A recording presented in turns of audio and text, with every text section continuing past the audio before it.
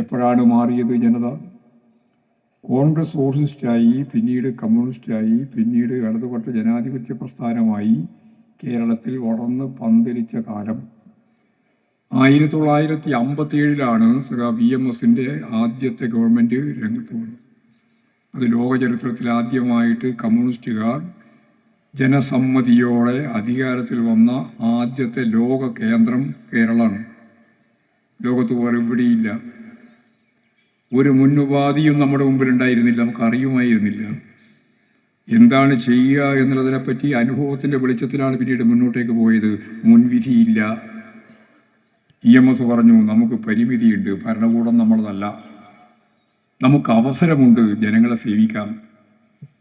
ഈ രണ്ട് കാര്യങ്ങൾ കേന്ദ്രീകരിച്ചുകൊണ്ടാണ് കേരളം മുന്നോട്ടേക്ക് പോയത്. 1957 ഏപ്രിൽ 5 ഗവൺമെൻറ് രൂപീകരിച്ചു.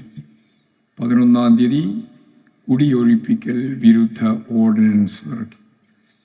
മനുഷ്യന് നിൽക്കാൻ ഒരിടം കിട്ടി. രേഖയൊന്നും കിട്ടിയിട്ടില്ല, നിൽക്കാൻ ഒരിടം.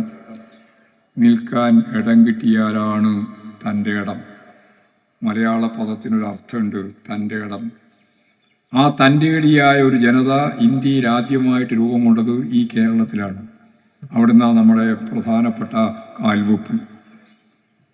വിദ്യാഭ്യാസ മേഖലയിൽ കുട്ടികളോട് പറഞ്ഞു, നിങ്ങളെല്ലാം സ്കൂളിലേക്ക് വരണം. മുമ്പും പറഞ്ഞിട്ടുണ്ട്, ആരും പോയിട്ടില്ല.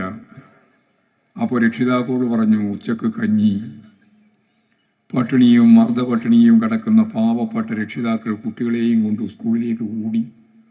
ഒരു നേരത്തെ വിശപ്പടക്കാൻ കുട്ടികൾക്ക് സാധിക്കുന്നൊരവസ്ഥ. അങ്ങനെയാണ് ഉച്ചക്കഞ്ഞിയിലൂടെ ഈ കേരളത്തിലെ പൊതുവിദ്യാഭ്യാസം ശക്തിപ്പെടുത്തിയത്. അന്നത്തെ തലമുറ, അതിൻ്റെ തൊട്ടടുത്ത തലമുറ, ഇപ്പോഴും മൂന്നാമത്തെ തലമുറ. ഈ മൂന്നാമത്തെ തലമുറ മുഴുവൻ അഭ്യസ്തവിദ്യരായ യുവതി യുവാക്കളാണ് നമ്മുടെ നാട്ടിൽ. ഇത് കേരളത്തിനല്ലാതെ ലോകത്ത് എവിടെയില്ല. ബൈജിങ്ങിലും ഇല്ല, കാലിഫോർണിയയിലും ഇല്ല, ഇന്ത്യയിൽ ഒരു സംസ്ഥാനത്തും ഇല്ല, കേരളത്തിലല്ലാതെ. നമ്മുടെ എല്ലാ കുടുംബങ്ങളിലെയും പട്ടികജാതി പട്ടികവർഗ കുടുംബങ്ങൾ ഉൾപ്പെടെയുള്ള ഇപ്പോഴത്തെ തലമുറ അഭ്യസ്തവിദ്യരാണ്. വാരിക്കോരിയെടുക്കാൻ നമുക്ക് ചെറുപ്പക്കാരികളുമുണ്ട്. ഇത് കേരളത്തിൻ്റെ ഒരു അവസരമാണ്. ഒപ്പം തൊഴിലില്ലായ്മ നമ്മളൊരു പ്രശ്നവുമാണ്. ഇതിനെയൊക്കെ പരിഹരിക്കുന്നതിന് വേണ്ടി എന്താ വഴിയെന്ന് അന്വേഷിച്ചു ഗവൺമെൻറ്. അങ്ങനെ 1967 അന്ന് അധികാരത്തിൽ വന്ന ഗവൺമെൻറ് 69 ഒക്ടോബർ 14 ചരിത്രത്തിലാദ്യമായി കേരളത്തിൽ ഒരു വർഗം ഇല്ലാതായി. ഏതാ വർഗം? ഇല്ലാതായി പോയ ഒരു വർഗമുണ്ട്. മറ്റെല്ലാവരും ഇപ്പോൾ ഉണ്ട്, കേരളത്തിൽ മാത്രമില്ല. അതേതാ? പറഞ്ഞില്ലേ പ്രശ്നിക്കില്ല. ഏതാ? ജന്മി. പിന്നെന്താ അറിയാമെന്ന് പറയുന്നില്ല. ജന്മി വർഗം ഇവിടെ ഇല്ല. ജന്മി പോയി. ഇങ്ങനെ രാവിലെ നോക്കുമ്പോൾ ഒരു ദിവസം കൊടിയും പിടിച്ച് ജന്മി ഇങ്ങനെ പോവുകയാണ്. അങ്ങനെ ജന്മി പോയതല്ല. 1969 ഒക്ടോബർ 14 ജന്മിത്വം അവസാനിപ്പിക്കുന്ന നിയമം പാസാക്കി EMSന്റെ ഗവൺമെൻറ്. തുടർന്ന് ശക്തിയായ സമരങ്ങളൊക്കെ രൂപപ്പെട്ടു. 36 ലക്ഷം കുടുംബങ്ങൾക്ക് സ്വന്തമായി 5 സെന്റ് മുതൽ 15 ഏക്കർ വരെ ഭൂമി നേടിക്കൊടുത്ത പ്രസ്ഥാനത്തിന്റെ പതാകയാണ് ചെമ്പതാക എന്ന കാര്യം മറക്കണ്ട. അതാ ചെമ്പതാക. ചിലർക്ക് ഇപ്പോൾ മനസ്സിലായിട്ടില്ല. ചില RSകാർ പോയി, നിങ്ങളെന്താ ചെയ്തത്? നിങ്ങളെല്ലാം ഇക്കാലം അത്രയും ചെയ്തതിൻ്റെ എത്രയോ ഇരട്ടി കാര്യങ്ങളാണ് പാവപ്പെട്ട അധസ്ഥിത ജനതയ്ക്ക് വേണ്ടി ഈ പ്രസ്ഥാനം, ഇടതുപെട്ട പ്രസ്ഥാനം കേരളത്തിൽ ചെയ്തത്. അതുകൊണ്ടാണ് കേരളത്തിലെ അടയാളപ്പെടുത്തുന്നൊരു നാടായി ഈ കേരളം മാറിയത്. വെറുതെ മാറിയതല്ല, തലയെഴുത്തുകൊണ്ടല്ല, വിധി കൊണ്ടുമല്ല, ഫലപ്രദമായ ഇടപെടലിൻ്റെ ഭാഗമായിട്ടാണ് കേരളം മാറിയത്. 1980 പാവപ്പെട്ട കർഷക തൊഴിലാളിക്ക് പെൻഷൻ.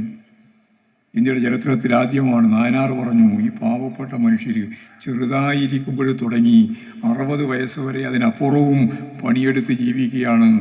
അധ്യാപകർക്ക്, ജീവനക്കാർക്ക്, പണ്ട് തുക്കടി സാഹിബിന് എല്ലാം പെൻഷനുണ്ട്, ഈ പാവങ്ങൾക്ക് പെൻഷനില്ല. ഞാനിതാ ഇന്ത്യയിൽ ആദ്യമായി കേരളത്തിലെ കർഷക തൊഴിലാളിക്ക് പെൻഷൻ പ്രഖ്യാപിക്കുന്നു. 45 റുപ്യ അന്ന്. അതിപ്പോൾ 2000 വർദ്ധിപ്പിച്ചു. ഇപ്പോൾ 62 ലക്ഷം ഉണ്ട്.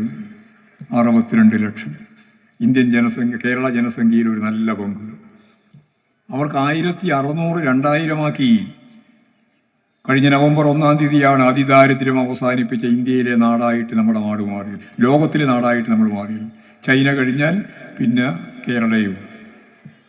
ഇങ്ങനെ ഓരോ മേഖലയിൽ നമ്മൾ മുന്നേറി. എന്താ മുന്നേറ്റത്തിൻ്റെ അടിസ്ഥാനം?